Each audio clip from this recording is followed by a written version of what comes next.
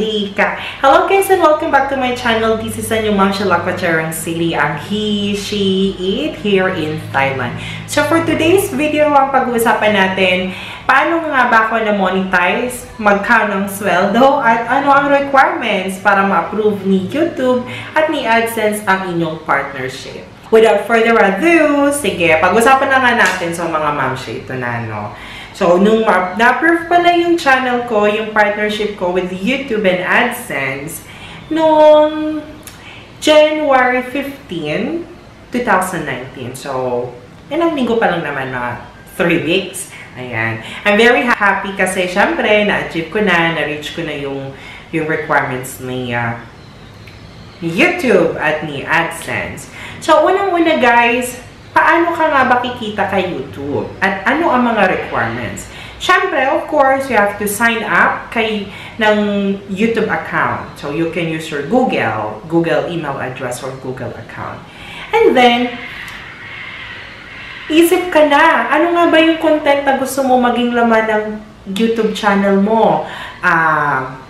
Travel ba? Cooking ba? Personal life, reflection life, lifestyle, ano kahit ano mamang style yan, style. And then, isipin mo guys, sino nga ba yung magiging viewers mo or yung magiging taga-suporta mo? Ayan. Siyempre, you have to consider also yung age ng mga subscribers mo. Bata ba? Matanda? Nag-work mo sa office? Mga ganyan bagay you also have to consider. So, kapag nakaisip ka na kung ano yung gusto mong content ng channel mo, that's the time na mag-start ka na mag-film. Okay? So, guys, I always say this and advise this to newbies. Hindi ko na sinasabi na matagal na ako sa YouTube world, pero yung sa mga small YouTubers, yung mga kakasimula pa lang. Ang pag-YouTube guys, hindi ganun kadali. Siyempre, may struggle yan. Darating sa punto na panghinaan ka ng loob, may mga bashers ka, ganyan. But of course, ang kailangan mo lang naman kasi talaga mga beshi ay 4,000 watch hours and 1,000 subscribers. So, pag-usapan natin, unahin natin yung subscribers. So, 1,000 subscribers parang madali. Diba? Parang madali lang, pero ang katotohanan guys, medyo mahirap. Lalo na kung nagsisimula ka pa lang. Kasi hindi naman tayo celebrity na, alam mo yun, na kilala talaga in public, na ito ako, diba? At hindi mo naman mapiplease yung mga tao na mag-subscribe sa channel mo ng ganun-ganun na lang. Of course, darating sa punto na kailangan mo makipag-collaborate or magkaroon ng collaboration with other YouTubers. Kasi in that way, napopromote mo yung channel mo, na-expose mo yung sarili mo sa iba, sa viewers or subscribers ng iba pang YouTuber. Gaya ko, pinagdaanan ko din yun guys, yung makipag-collab, ayan sila, Bessie Janice Fuentes, ayan, Nel Fuentes Vlog, and Igorota Vagabonds. Yung mga yan guys, makilala ko na lang sila, except kay Nel Fuentes kasi si Nel Fuentes, classmate ko siya nung college. Pero si Janice Fuentes, Igorota Vagabonds, ayan, even sila Sir Madam, sila Teng Abdurani, sila Denzel, na-meet ko lang sila sa YouTube world din. Ayan. So, dumaan naman talaga eh. At dumadaan naman sa pagkakataon na makipag-kapitbahay ka. Ganyan, mangapit-bahay ka para madagdagan yung subscribers mo. Diba?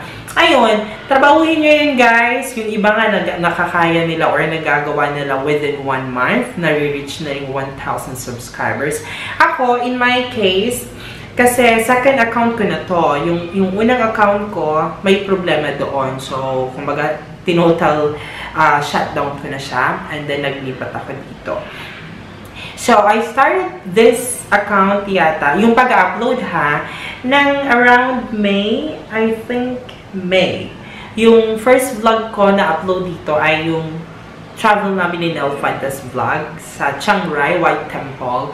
Again, put the link down below. Yun yung unang upload ko talaga dito sa channel na to. And then, ayun, sabi nga nila, araw-araw, bawat araw, tatakbo yan, syempre, mga kapitbahay ka, mangingisda ka, mag-fishing ka sa kanila. Sa mga naka-live, guys, ginagawa ko yan, sometimes silent viewer lang ako. And then, after that, yung 4,000 watch hours, medyo mabigat. Siyempre, sa una, ang hirap-hirap talaga eh. Parang, ano bang diskarte ang gagawin ko, mga moms, para ma-reach ko yung 4,000 watch hours, diba? Hindi biro. So, sabi ko nga sa kanila at mga narinig ko din sa ibang YouTuber na consistency is the key talaga. So, kapag may subscribers ka na, let's say 1,000, and then continue ka lang mag-upload kasi makikita mo din may view ka na eh. Siyempre, huwag ka naman mag-upload ng tipong less than 2 minutes lang. Diba? Pwede naman yan, pero sayang kasi.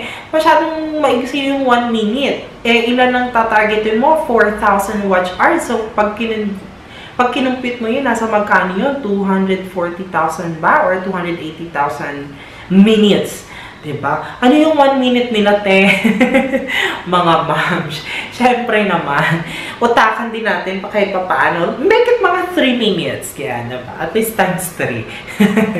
And then, unang-una, siyempre yung mga content mo kailangan relevant, napapanahon. Isipin mo rin, ano ba talaga yung theme or yung structure ng channel mo? Ano ba talaga yung content mo, ano ang theme or ano ba ang genre. Gaya ko sa akin, sa part ko kasi ang channel ko more on travels. Mapapansin niyo naman travel vlogs, buhay OFW, mukbang, pero yung iba kasi, ang content ng channel nila ay more on beauty. Diba? Meron yan. Cooking show, meron more on music, gumagawa ng cover. Ayan. And then, isip kayo talaga, paano nga ba, sige sabihin natin, meron ka ng na-upload na videos, may 30 videos ka na, pero ang watch hour mo ay tipong 700 hours pa lang. Diyos ko, Rude, ilan pa? 3,300 hours pa ang pubunuin mo, diba? So, isip kayo talaga, guys. Makisabay kayo sa agos kung ano yung trending videos. Ako, in my part, I wanna share this. At least ma-inspire ko. At least magkaroon ng idea yung iba.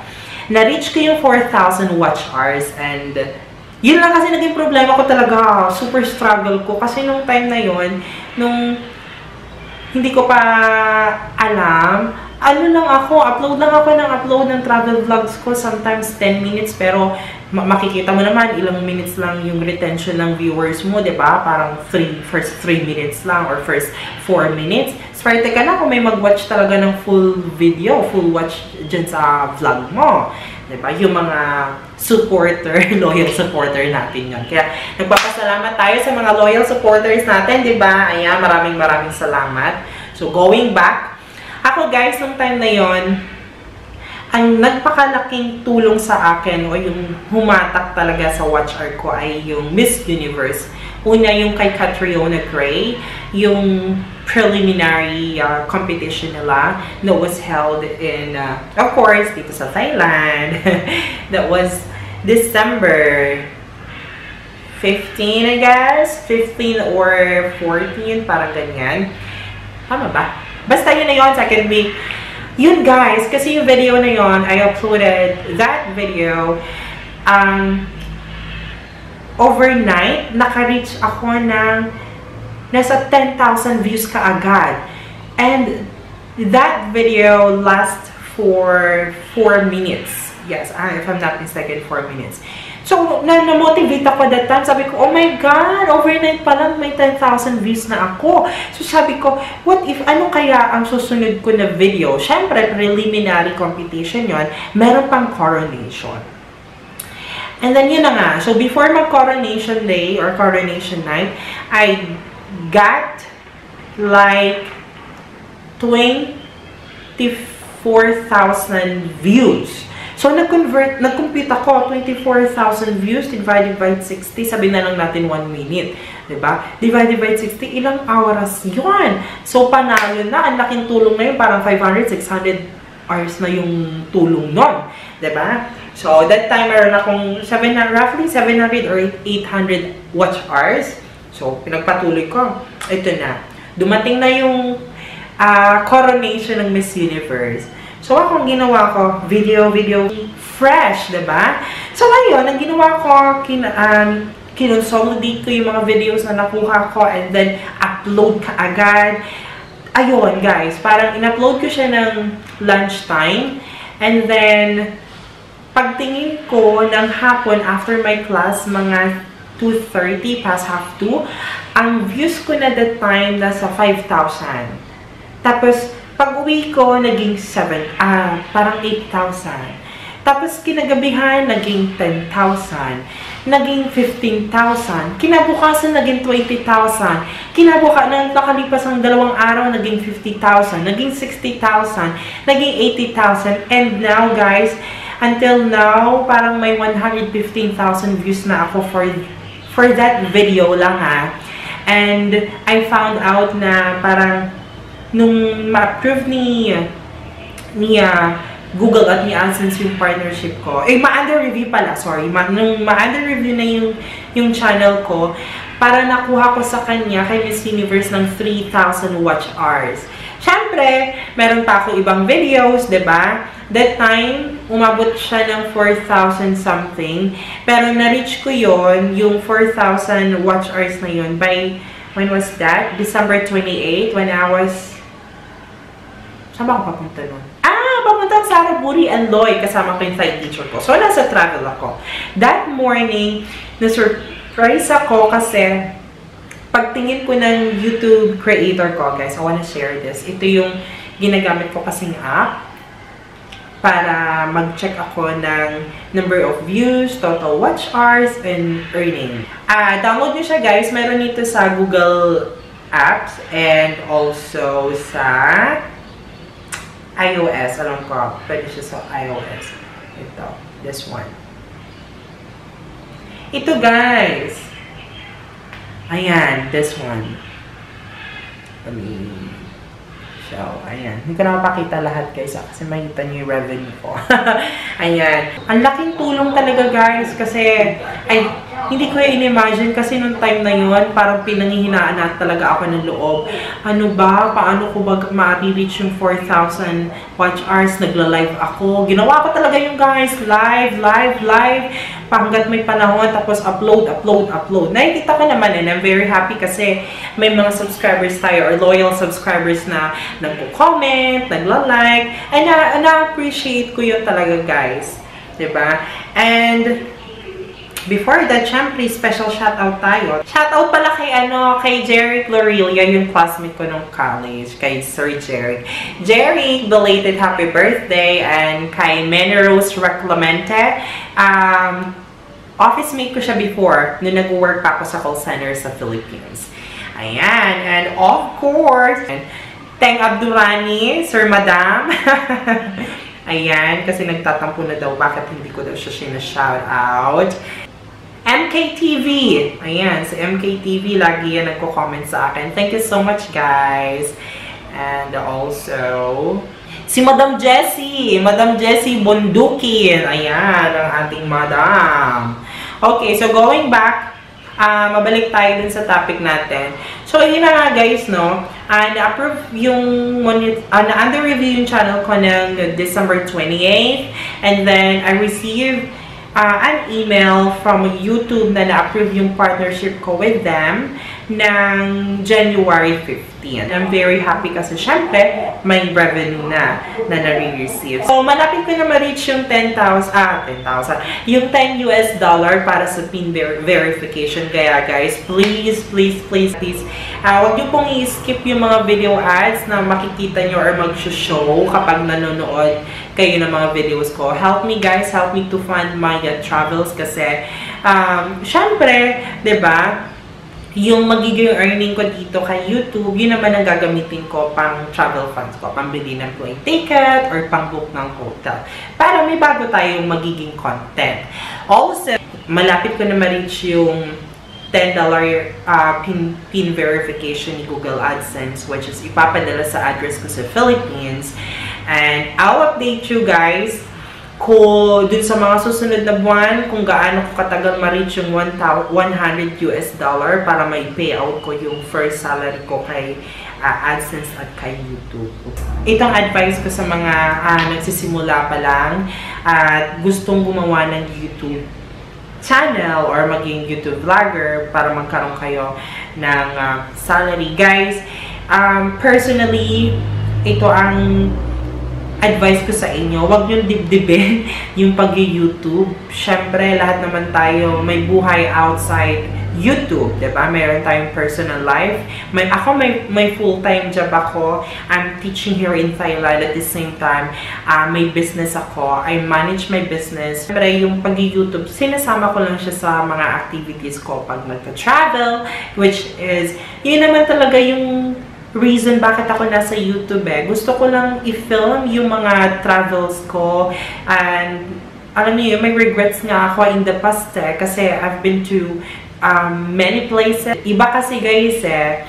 Kaya one of the reasons din bakit nag-vlog ako kasi I wanna document, I wanna film, or I wanna shoot yung mga happy memories nung nag-travel ako. Siyempre, mas magandang panoorin or balikan yung experience mo per se doon sa travel destination mo or yung napuntahan mo than dun yung nasa picture. Kasi syempre, pag nasa picture lang, ay, maganda ang place. Pero alam mo yung tawanan, yung totoong nangyari, ang ganda balikan siya, yung tipong madapa, ganyan, yung halakhak, diba? Pero syempre, enjoy lang guys. Enjoyin mo lang yung paggagawa mo ng content or pag-upload ng content sa channel mo. Maging generic ka, ganyan, maging unique ka kasi pag sa YouTube world, kailangan maging unique ka, authentic ka. Hindi ka nangungopya ng content ng iba, di ba? Yan ang unang-unang mong tatandaan. So, kailangan mo mag-stand out talaga. Ito yung magiging trademark mo. Kumbaga, si Lakwacherong Sadie, ang he, she, it ng Thailand, na travel vlogger at the same time, teacher, di ba? Ganon, ikaw, as a YouTuber, ano nga ba yung dahilan? Let me ask you guys and comment down below. Ano ba talaga yung reason mo bakit ka nasa YouTube? After ka ba dahil sa sweldo? Or it's your passion kaya ka gumagawa ng videos?